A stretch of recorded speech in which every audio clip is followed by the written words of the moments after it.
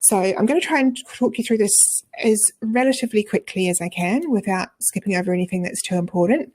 What we're going to cover is some stuff about this government financial support, because there's a lot of talk at the moment about this short-term COVID relief and, 5,000 for businesses in Queensland, 10 in New South Wales, whatever. But this is different, and this is on top of that, and you are allowed to double dip if you like. So this scheme, which I'll explain to you what it is in a moment, came about actually late last year, and you weren't allowed to use it combined with JobKeeper. But because of the changes, because JobKeeper 2 is not JobKeeper, we can still do it. So I'm going to explain to you what the opportunity is, who's eligible, who isn't. I'm also going to talk to you about the conditions and the exclusions, because of course there are some people that will not be eligible. And then there's a whole bunch of other funding that's linked to it. So once you unlock this door, you can actually unlock the others. But I'm not covering any of the short-term COVID relief stuff. That is a separate thing. Now, why are we doing it? Just very quickly. My name is Melanie. Sorry, I don't know if I introduced myself. So this is our area of expertise. We're claiming it ourselves for our people. After this session, my hope is that some of you might get us to actually help you claim this, and we'll talk to you about how you can do that risk-free. Obviously, you're not going to want to pay us for something unless you know it's going to work. Or hopefully from this, you'll also have enough information to do it yourself if you want to. And the other thing that I've got a bit of a bee in my bonnet about at the moment is that at the moment, it's the big companies that are claiming it all. Because as usual, the big companies have got access to in-house HR people, grant people, people who know how to do this stuff.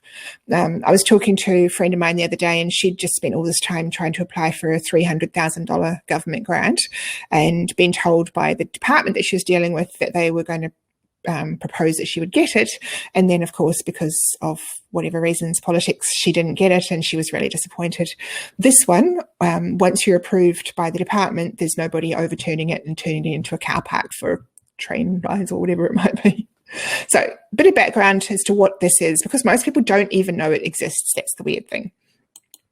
So as you probably remember, let's just go back a little bit in history. Late last year, JobKeeper was coming to an end, and there were some flaws in it. I mean, it was great, and it kept the economy afloat and everything. But, employees were being paid for not working, which there were pros and cons to that. And there wasn't really any value add to the economy. It was just like, here, take this money and keep going. It didn't grow any skills for our workforce. So the difference between JobKeeper and this subsidy is that this subsidy is based on you allowing your person to do an accredited course, but it's for training places, but it's not for tradies, and it's not for full-time. Oh, it is for tradies, but it's not only for tradies. It's not for full-time students. It's can be online courses as long as they're on the accredited list. And most people, when they first heard about this, because it's called boosting apprenticeship commencements, so they think it's about apprenticeships and they think it's about commencements, but actually that's just the title, and I'll explain to you where the opportunities are in it. So come October last year, 5th of October last year, federal government said, we're going to do a wage subsidy for 100,000 training places. It was $2.8 billion. But the way that it was explained publicly and in the media was that it was for tradies to do apprentices, like more plumbers and things like that. Now, what happened is the big companies, like the big retailers and all those guys, figured out immediately that it wasn't just for apprentices, even though that was the title, that they could put their retail staff on it, that they could put whoever on it, and they gobbled up 70,000 of those places in the first month. This was supposed to last for a year, this program. So then, not very long after that, 28th of October, what's that, 3 and a bit weeks, the government realised that they were just grabbing it for all of their staff, and so they tightened up the criteria for existing workers quite considerably and said, you can have it just about for any course for a new worker, and I'll explain to you the difference between what the criteria is for new in a moment, but for existing workers, it's going to be for a limited number of courses. Now, that limited number of courses is mostly trades, but not only trades. There are a handful of courses in there that most businesses can use, not for all of your staff, but you should at least be able to get a couple of people through on the existing worker criteria. And I will talk, if you've got part-timers and things, you can get them through on the new worker, which I'll explain in a moment. So even with that tightening of that criteria, 130,000 places were used up by May this year of the 100,000 that were supposed to be there. Now, by the time the federal budget came about in May, though, I think the government could probably see that this was, you hear all this stuff on the news about employment growth and lower unemployment. This is part of what's behind that. As if you're going to fund people to take on new staff, of course, they're going to take on new staff. So it's working. So when the federal budget came about, they were like, okay, let's open this up. So they uncapped it. When they say they uncapped it, they made 170,000 more places available. And the last I heard, 100-something thousand of those places had been used. But they've put an extra $2.7 billion in, and they've extended the deadline for when people can start on this program until March 2022. Now, can somebody just tell me in the chat, this is making sense so far? Like, tell me if I'm going through this too quickly, too slowly, that sort of thing. That would be great. So the deadline's been extended till March 2022, but I'm still uncertain what's going to happen if they hit the 2.7 billion before that. People are suggesting that they'll probably extend it, but time will tell. So let's talk about the program itself. The name of the program, and if you want to Google it, is called Boosting Apprenticeship Commencements Back. So we'll call it back for this. Now, I will explain to you in a minute why it's not just about apprenticeships and why it's not just about commencements. But it allows any business or charity or council to be reimbursed up to 50% of the wages for a person that you enrol in an approved course, and I'll talk to you about what they are in a moment, to a maximum of $28,000. And it's paid over 12 months, and it's capped at $7,000 per quarter. So if the person is earning more than $56,000 per year, you just get the $28,000. If they're earning less than that, you get half of what they're earning. Hopefully that makes some sense. And that applies to pretty much all of your new hires, unless you're hiring a new CEO or something. Different states have different rules about who's eligible at the management level.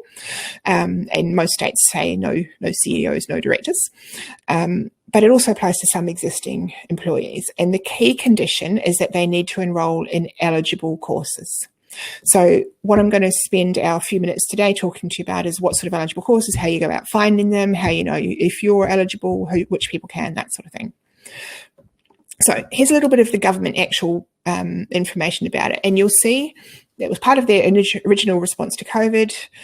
They put in that extra 2.7 billion and they extended it through to March next year, the start date. So that means if you have someone who starts in February, say you want to hire someone, but not yet. If you were to hire someone in February, assuming that they haven't run out of the 2.7 billion by then, you could actually hire them and get a 12-month wage subsidy from that date. And when you read this line under the point 1, it's a government wage subsidy to encourage employers of any size or industry Australia-wide to take on new apprentices and trainees.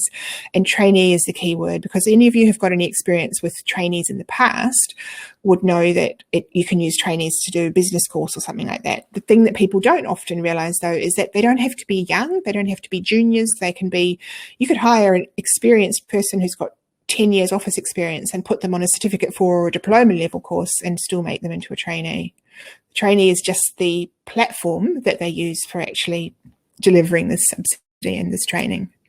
So it really is a win for everybody, and it's a win for the government, obviously, because they improve unemployment numbers. It's a win for the economy because it gets things going again.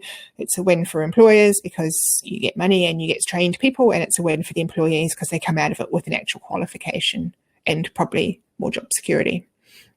So just to cover who is specifically eligible for this. So it's pretty much any employer other than state and federal governments, they're not eligible. It's Australia-wide. It's for any kind of industry, and it's for any business size, except if you're a sole trader.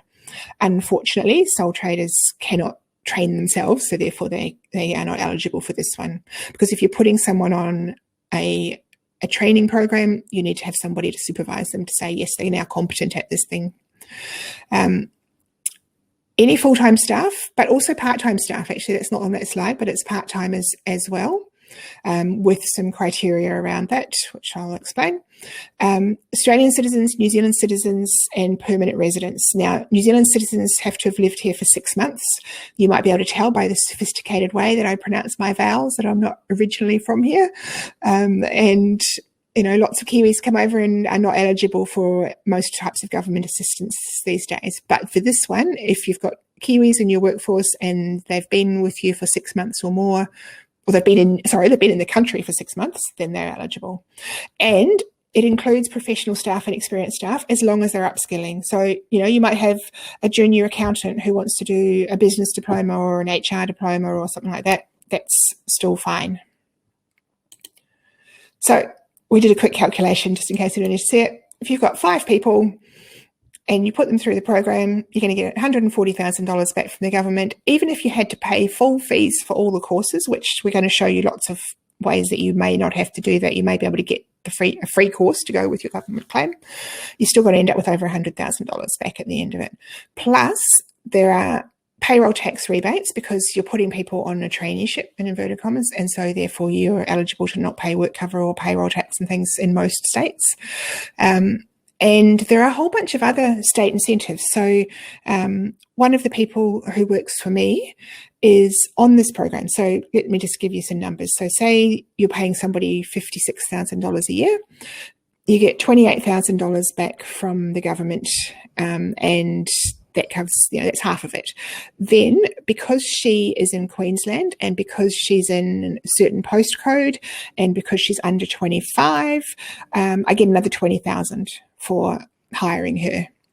Then, because she doesn't have any previous qualifications and because I'm putting her on a course that is on the shorter list of approved courses, like the skills shortage type ones, I get another $4,000 for putting her through this course. So the entire cost of employing her, hopefully she's listening, hey Maggie, is about $4,000 to me for the year plus superannuation. So, Rachel, were you going to say something? Yes, sharp intake. Sorry, can you get a word in? Just one of the questions. I know you said full-time and part-time. What about casuals? Okay, thank you for that. So casuals are not eligible if they stay casuals, but if you change them to part-time, then you can get 50% plus all this other stuff. And you might want to think about that anyway, because as you probably know, if you've looked at any of the industrial relations stuff, in a lot of bigger companies where they've got all these permanent casuals, whatever that is, the casuals are basically going to the tribunal and being deemed permanent part-time anyway. So if you've had someone on casual for months doing pretty much the same sort of shifts, then you probably, take your own industrial advice, of course, but you're probably not going to be any worse off if you put them on part-time, get half their wages back. And for them to be eligible for this subsidy, they've got to average, in most states, it's different in every state, but in most states, they've got to average 15 hours a week averaged over the month. So you could get them to do 20 hours one week and, 5 another and 10 another and 30 another, whatever, as long as it averages out, as long as they're doing 60 hours over a 4-week period, basically. So if you look at your casuals and you've got some and you look back and go, you know what, we've been doing 60 hours a month with these guys for ages. If it were me, I'd be moving them to part-time and claiming the incentive. So the person who asked that question, if you've got a follow-up question, just pop it in there and Rachel will chip in and ask me again. So the extra incentives in other states are worth looking at as well. The 28,000 per person is not to be sneezed at, but in a lot of states, there's another 10 or 20,000 if you hire someone under 25 or over 50 or over 45 or whatever. There's all sorts of bonuses at the moment for hiring.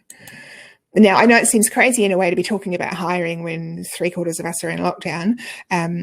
But if we look at the skills shortage stuff that's coming up, there's probably an opportunity at the moment to pick up the people that you want to hire and have government pay partly for them so that we're ready to go when things open up again. Here's just a few interesting stats on what's been claimed so far by people. So 60% of people who've signed up on this program so far have not been in traditional trades. So it's not just about plumbers and carpenters. Obviously, they are eligible too, but it's business trainees, it's HR, it's project management, it's real estate, it's whatever. 40% of them are in small business, which I heard the Treasurer doing a press conference the other day, and he said they're really happy about that. That's the goal. 20% of them have been for employees that are over 35. So this is not, don't think of trainees as thinking of kids. And it's almost like the language is unfortunate because it makes people go, I don't want to be a trainee. I know what I'm doing. But it's a trainee for the sake of the program and because you are doing a training course. Now, the industries that have used a lot of it are construction, of course, because construction is usually set up for all the trainee and apprentice stuff, accommodation, which I thought was interesting, and manufacturing. But check out these numbers. I looked at this last month on Seek. there were, on the day that I looked, 12th of July, there were 184,000 jobs being advertised on Seek. Now, I looked in May last year when we were just heading into the sort of main part of the lockdown, and there were 20-something thousand jobs being advertised. So huge job numbers being advertised. Over 54,000 of those jobs were paying over $100,000 a year. So there is serious competition for workers right now. And if you can get an extra 28,000 from the government and afford to pay them a little bit more, or afford to hire them at all, then that's going to be to your benefit. So existing employees, which is the one that people always ask about, is if you're not going to hire anybody new between now and March, and you don't have any part-timers that you're thinking of making full-time, and you don't have any casuals that you can make part-time or full-time, because all of those three categories all count as new workers and are eligible for a whole range of things. For existing employees, here's the wording in the actual rules. It says an existing worker is only eligible to get this payment where the existing worker commences in a trades-based Australian apprenticeship. So that, at first reading, you would assume that that's about plumbers. But there's actually a list, there's a government list attached to all this documentation called Appendix I, which is a 13-page list of trades-based Australian apprenticeships. And in that list, there are things like Certificate 4 in Workplace Health and Safety, Certificate 4 in Business for under the Environmental Sustainability one. That's only for a couple of states, I think that's New South Wales and WA. So there are a handful of courses that you could look at and go, well, most businesses would need at least one of these. Like you'd want somebody in your business trained in workplace health and safety, or you might want somebody in your business trained in environmental sustainability or something. There's all sorts of other weird and wonderful things in there too, like greyhound trainers and stuff like that, but it's a bit harder to argue that you need one of those unless you actually are one. So there's a few rules around there just to show you some of the policies. So it's deemed trade-based if it's a Cert 4, a Certificate 3 or a Certificate 4, and it's got to be coded right. That's where this gets kind of a bit fiddly. Once this is all done and approved, it's really as simple as claiming JobKeeper. It's just like a quarterly lodge the pay slips, get the money. It's just making sure that you put the right codes on things so that when you're actually initially applying, you don't get rejected. And I have seen a few rejected lately, actually, for various reasons. Not ours, but I have seen it happen. Here's just a slide of how one that actually went in. So this was Certificate 4 in Civil Construction Supervision. This is a training company that we've done some work with. When this document comes back in, this is basically the one that comes from the government to say, yes, this person has been approved. Right. General business courses for existing employees. Here's a couple of options just for you to think about. If you've got a person working in HR or health and safety or something, they could just do Certificate 4 in Work Health and Safety. That is on the list. It's approved. Anybody who's legitimately in a role where they might have some they've got some, safety responsibilities and it's reasonable, then you can actually do the Cert 4 in Work Health and Safety. So you can have young lawyers that are advising clients on work health and safety or something like that. That's okay. If you've got an accountant who's just sitting there doing BASs all day, probably not so much unless they're your actual in-house business safety officer. You might have an admin person. You can put them through the work health and safety, and you could do it as a dual qualification. So you could add on a few extra units and they could get a business qualification as well. Same thing with if you've got supervisors who are responsible for safety, you could put them through a dual qualification in safety and leadership. So the safety would be the one that makes them eligible. The leadership would be the sort of the bonus extra. And depending on which states you're doing this in, sometimes those courses might be fully funded. So you get the subsidy and the free course. Now, new employees, different story. Lots of different courses that you could do. You could do Cert 3 in business for, anyone that you hire in your office, project management, workplace health and safety, leadership, whatever, local government, business diplomas, leadership and management diplomas. So if they have been less than 90 days permanent part-time with you, permanent full-time, they count as new. So they've gone part-time to full-time. Now, some states have time limits on part-time to full-time. So in New South Wales, if they've been part-time for years, then they're not counted as a new employee, but we can explain to you the different specific rules for each one. The other thing to bear in mind is that some states have different supervisor requirements for some courses. So if you're in Western Australia and you're doing Cert 4 in Workplace Health and Safety, you've got to have somebody who's got a Cert 4 in Work Health and Safety as your workplace supervisor, that sort of thing. anyway, those kind of details we can help you get across, or you can go and look for them. And for most of these courses, we can help you find, or there are RTOs, training companies. Sorry, that's using too much jargon. There are training companies who have government contracts for delivering these courses at a reduced price or free to you.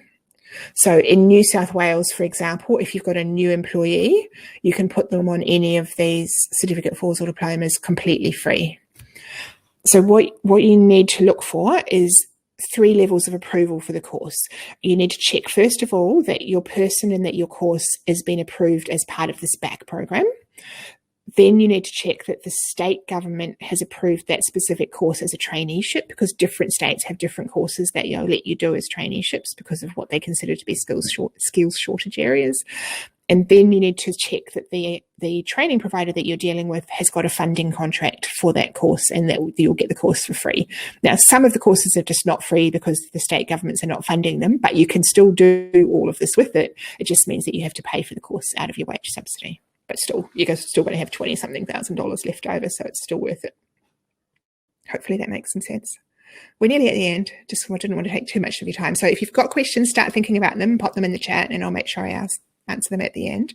Now, here's the things that you want to do. And now, if anyone wants a copy of this slide so that you know what you have to do and you want to do it yourself, then let us know. We can send you out a copy of the whole presentation if you want to, and you can work your way through it.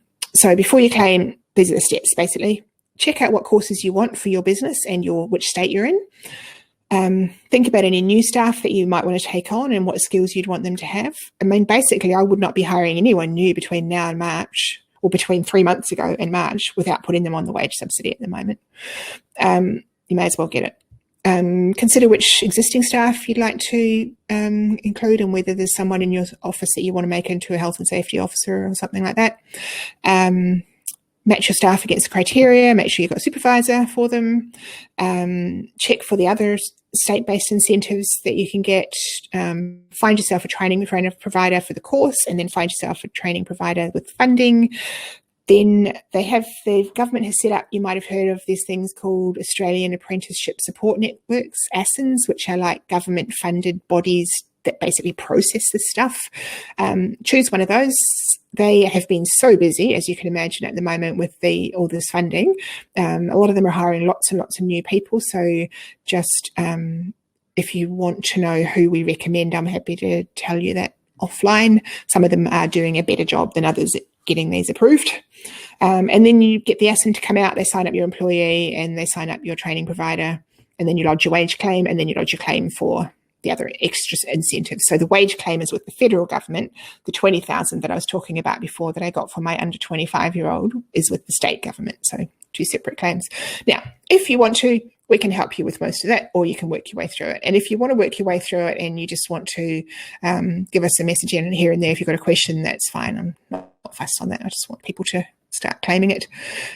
What we would do if we helped, and we can talk about it, is we would basically take 10% of what you claim, but we would not take it unless you were successful and unless you got it.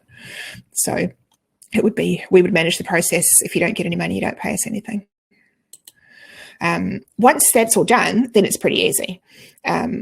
You just, every quarter you get a text and an email, which is a reminder to say, make sure you make your claim. It's like JobKeeper was for those of you that were using JobKeeper. You fill out a short online form, you upload the pay slips, and you get your money in your bank account within usually the middle of the next month. So it's a quarterly claim. So right now we're in August. So if you were putting anyone on it now, then we'd have July, August, September. At the end of September, you would get a reminder and you would lodge your claim, you'd lodge the pay slips for this period, and you'll get paid in the middle of October. So it's basically the financial quarters, regardless of when you start the person, you get it for the period that they were employed for that time. Actually, one of the questions that people sometimes ask me is what happens if the person leaves? If the person leaves, then you get paid up until they leave. You don't have to pay it back or anything.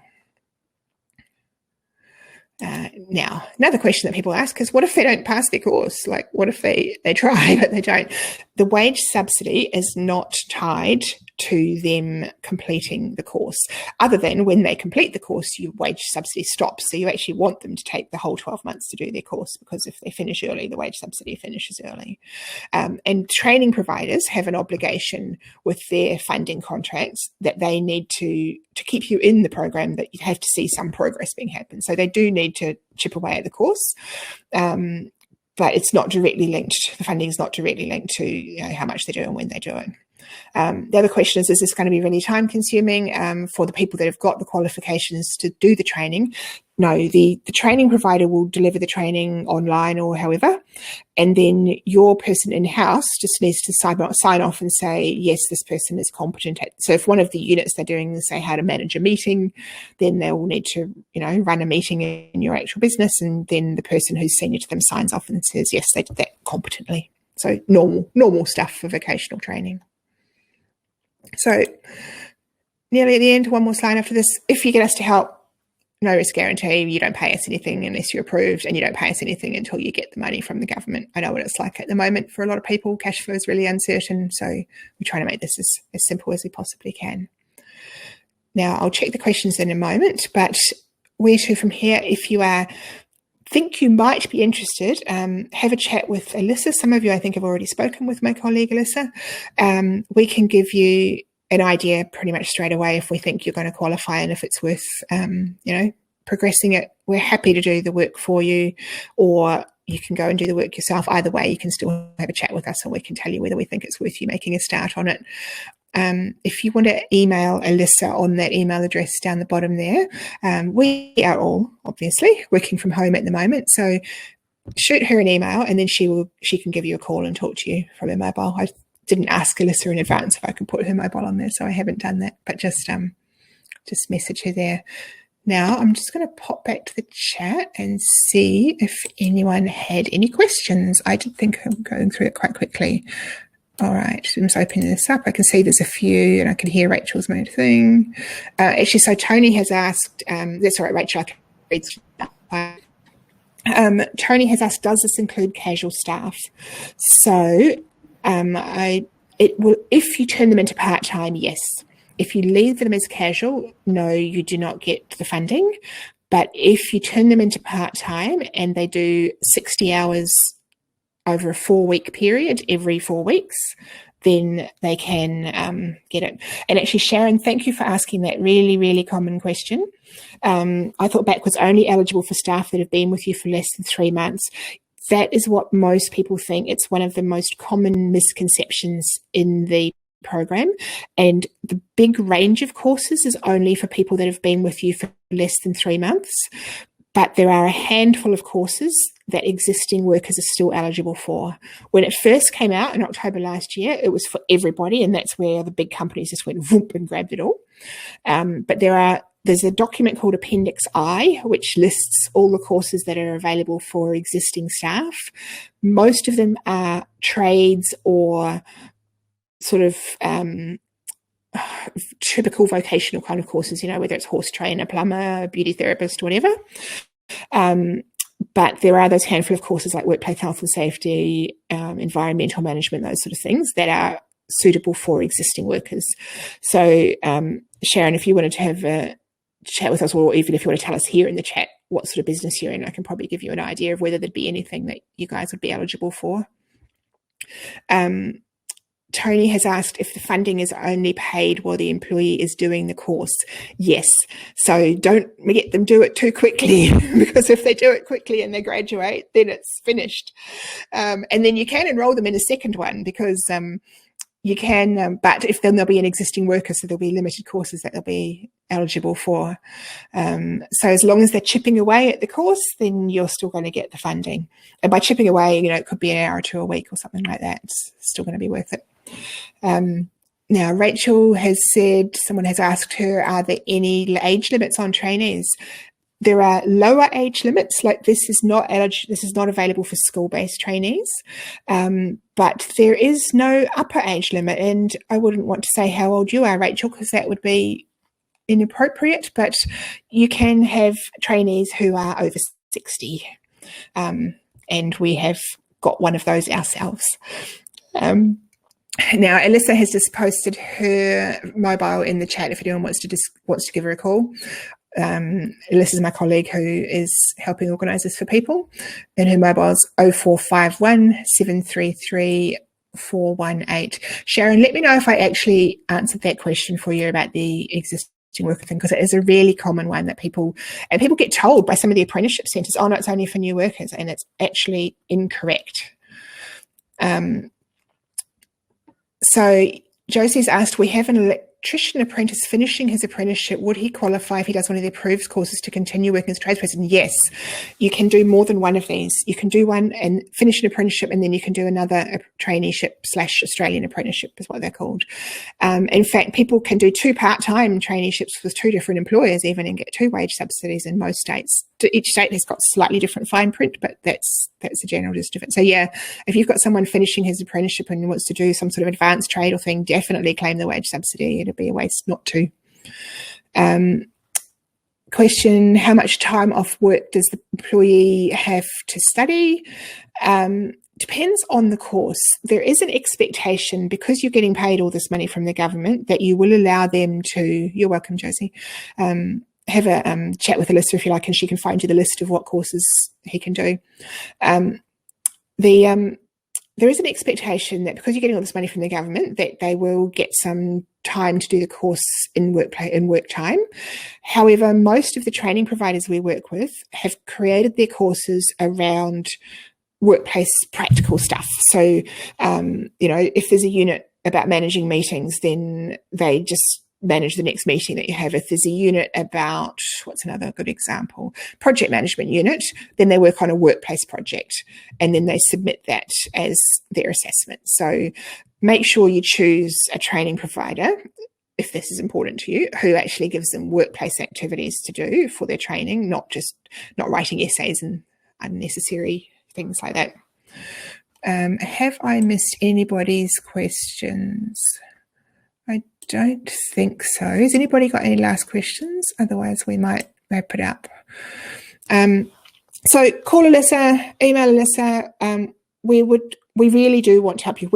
I've got all my employees now on this scheme, and I'm happy to do whatever I can to help you take advantage of it, whether it's as a consultant actually setting it up for you, whether it's just as a fellow business owner giving you some answers to some quick questions. Either way is fine. If you want to have a chat with me, I'm pretty busy, but message Alyssa and she can organise something, and I'll make sure I make a time. It's a great opportunity, and it just frustrates me that all the big companies have, as usual, grabbed it all. And so let's make sure that some of the rest of us get our share as well. Other than that, hope everybody's coping with their adventures and businesses are surviving, and hopefully this wage subsidy will go a little way to help some people go on for a bit longer. Now I can see that Alyssa is just typing something. I'll just wait for her to finish. Oh, you can type Alyssa if you want to, that's fine. Okay, interesting. So thank you everybody for coming, and hopefully we will talk to you and work with you soon. And if we don't, I hope you go ahead and claim this. It's a great opportunity. Have a good day. Nice talking to you all. Thanks for coming.